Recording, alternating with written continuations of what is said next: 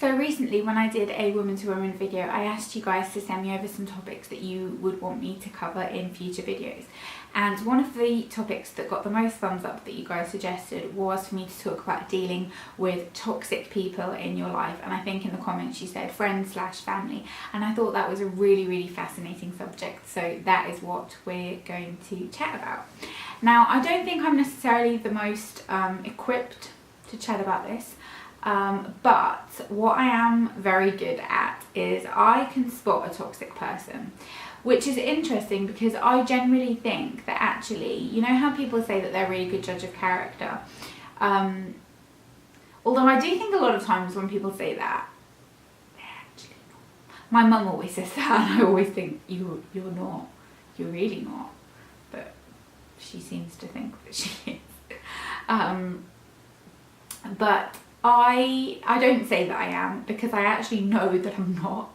And my boyfriend, for example, is a very good judge of character. He can straight away kind of see through people and see their proper intentions. I am not like that. If somebody is really nice and like really friendly, I instantly like them and I instantly get sucked into that. And especially that happens to me with women. If I meet someone that's like really friendly and really outgoing and really chatty and really nice, I instantly like warm to them and I just straight away think that they're really lovely. And what happens like 9 out of 10 times is later down the line I'm actually proven that they're indeed very fake. And I can literally think of like 5 women off the top of my head within the last, I don't know, 3 years that's happened to me with, where I thought that they were really lovely and it turned out to not be that case. And I just I don't see it coming. I'm then really shocked and kind of really hurt, and I then sort of think, but I thought that you were nice. Like, how did I completely misjudge that? I don't have that kind of like radar thing. And what makes it worse is sometimes I'll meet somebody who I'm not too sure about at the start, or maybe they're a bit reserved and that kind of thing, and I'm a bit like, I don't know about you. And then slowly as I get to know them, I then realise that I actually was wrong and that they're actually really lovely. And I can think of like one of my closest friends who it's like that with them, who I wasn't too sure about at the start, and now I can't imagine like not being friends with them. But at the start I kind of wasn't too sure. I thought they were a bit annoying, which is funny because I think I heard an interview with Sally Hughes where she said that about her best friend, but I really can kind of, I thought this person was a little bit irritating at first, but then I realised I was actually wrong and they're really nice. So yeah, that I think comes into play with the toxic people, because you have to be able to spot a toxic person. Now when it comes to friendships and that kind of thing, I luckily have never been in the kind of experience where I feel like I had a friend who was a toxic person. I've had friendships where maybe they weren't the most healthy friendships for different reasons, but it wasn't that they were a toxic person. And what does a toxic person actually mean? A toxic person is usually somebody that makes you feel bad about yourself and makes you feel bad about your life choices, and just generally doesn't leave you with like a nice feeling. They just leave you feeling crappy. And it's that thing, I think, of the best way of judging it is, does this person leave you feeling better after you've seen them, or do they leave you feeling a bit lower?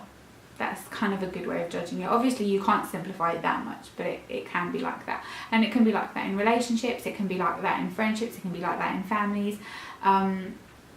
Friendships sometimes I think are more of the easy ones to deal with that kind of situation, because you can kind of disassociate yourself from that more easily. But if it's your family, how do you disassociate yourself from your family? If it's extended family, I think it's a lot easier. I have got a few people in like extended family where I kind of feel that way about, and I can just kind of remove myself from the situation. I'm not somebody that's very argumentative or particularly I wouldn't say I hate confrontation, but like I don't like for it to get that stage. If I get a feeling that someone's just like not making me feel good, I can just kind of step back and be like, do you know what? I don't need to do this. If I see you, it's like, hi, but that's kind of it. Which I know some people don't agree with necessarily. Like, I had something go on recently, without going into too many details, where it was someone who I thought was nice and it turned out that they weren't, and kind of the whole situation was just really ugly and really horrible, and made me feel so crap, and just such a crappy feeling that but they're still somebody that I have to see quite often. They're not somebody that I know particularly well or anything, so I don't actually care really, but I still have to see them particularly often, and I will just completely ignore them. And I don't think that there's anything wrong with that. I don't think it's rude. I think, you know, once you've done something to somebody that was really out of order, like, that people say, like, well, you know, well, you still have to be civil and stuff, and it's like, there's being civil by not screaming at them and not having an argument, which was, you know, I didn't do that, but I don't need to pretend. That's very, very key. I don't want to have to pretend like everything's fine. I don't want to have to pretend like I like somebody if I don't. And there's that thing, isn't there, with like adulting, where like 90% of it's just smiling, pretending like you're interested. I get that. I understand that that's, you know, part of it. But I don't like having to pretend everything's okay when it's not. That really, really weighs me down to have to do that. It just makes me feel shitty, and I don't like it. I don't like having to fake it, and I resent being put in situations where I feel like I have to do that. I just would rather not. So how I choose to deal with it, and I'm not saying that that's necessarily the correct way of dealing with it, is to just disassociate myself and just be like, I don't need to do this. However, like I said, in families, a little bit more difficult. I'm not going to go into the ins and outs of like my personal family, but, and I wouldn't say that, like, you know, anyone in my family is toxic per se, but, you know, families are tricky, aren't they? And like, especially when there's a big one and there's a lot of you, it can be tricky, and sometimes it is a tough one to deal with, especially if you're very different, and especially if maybe you're somebody that's quite sort of sensitive and that kind of plays things in their mind like I do. I am the worst at that. Literally, somebody can say to me just a not important comment, and it will niggle and niggle and niggle, and I will think about that comment for like the next 3 weeks, and it can be the most unimportant, stupid comment. I'm someone that, like, I'll let it bother me, I'll let it get under my skin, and it's really bad to be like that, and I try not to, but inevitably it does happen so much. And so what do you do when it's family, when you do feel like maybe someone is, you know, not even, like I said, not so toxic, because that sounds a bit dramatic, but that leaves you with not such a nice feeling, that doesn't make you feel uplifted, that makes you just feel kind of a bit crap. What do you do with that? What I try to do is I will just kind of take a step back for a few days until I sort of feel a bit better. And then if, let's say, somebody keeps bringing up a subject that particularly makes you feel that way, then I will just say, like, look, stop saying that to me. It's really, really starting to piss me off, or it's really upsetting me, it's really hurting my feelings. Stop saying that to me. I've asked you now. Just stop this topic. You can do that, like, you know, it's not rude, it's self-preservation. So I will do things like that when it comes to it, but I don't think, you know, I know some people will just completely cut family members out. I don't think I can do that, because I think that, you know, it would have to be really, really extreme for that to be able to happen. And I do think sometimes, though, people try so hard when it is their family, when maybe sometimes you are just better off without having that in your life. Obviously, like in very, very extreme cases, but it's like people always sort of need to have that kind of closure, don't they? And sometimes you're just like, do you know what? It just doesn't matter. You know, it's sad, but it's not worth it.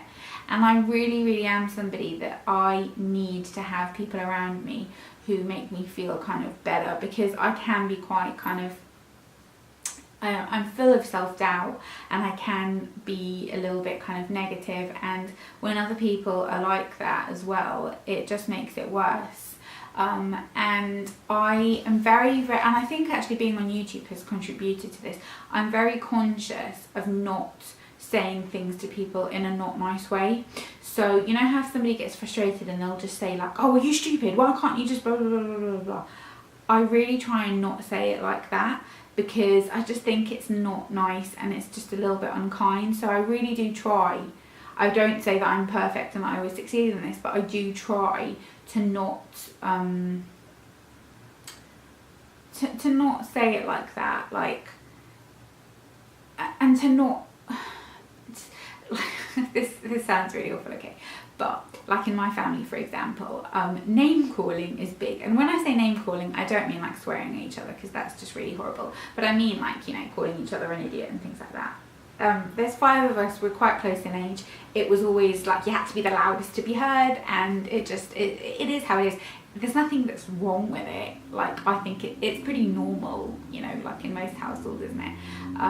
But as I get older, I realise that it's actually not very pleasant. So now I'll make a conscious effort of like, you can tell somebody, no, like that's wrong, you misunderstood that, without calling them an idiot.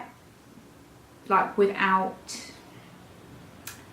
calling them stupid, without that kind of thing, just to try and like keep it a little bit more pleasant.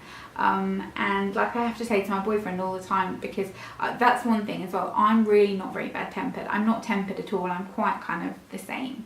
I get irritated very quickly, but it's like over little things, and it's irritated rather than cross. My boyfriend is really calm and like sometimes can get really, really angry, like, you know, if he's driving and somebody cuts in front of him and stuff. And I have to always just say to him, like, you know, but like, does it really matter? It's happened now, they've gone. What are you going to do? Are you going to chase them down? Like, it's fine, it's gone, just... And people deal with kind of like things like that really differently as well. Some people can just do the whole cut out thing. But what I think sometimes the best solution is to just distance yourself as much as you possibly can. And sometimes realise as well that, you know, maybe you are being a bit sensitive. I know that's the case with me. I know that I'm very sensitive to things. So I sometimes have to tell myself, like, they were being a bit, you know, but it offends you, and maybe they don't quite see it like that, and it is what it is, kind of thing. But I don't like making allowances for people when it happens constantly. That annoys me, and that gets to a point where I think you have to kind of nip that in the bud. So yeah, I don't know if this video really made much sense, or if it did give you any helpful... Well, it's not advice, is it? Because I'm not giving you advice in half these videos, because it's not things I have answers on. We're just chatting, so I want to know all your thoughts down below. Please let me know your experience, how you deal with it, if you have anything like that goes on. And I will see you all in my next video. Please leave any requests for any more woman to woman videos down below as well, because I love making these and I love reading your comments more than any other videos. So I always want to make more, but topics can be few and far between sometimes. Bye.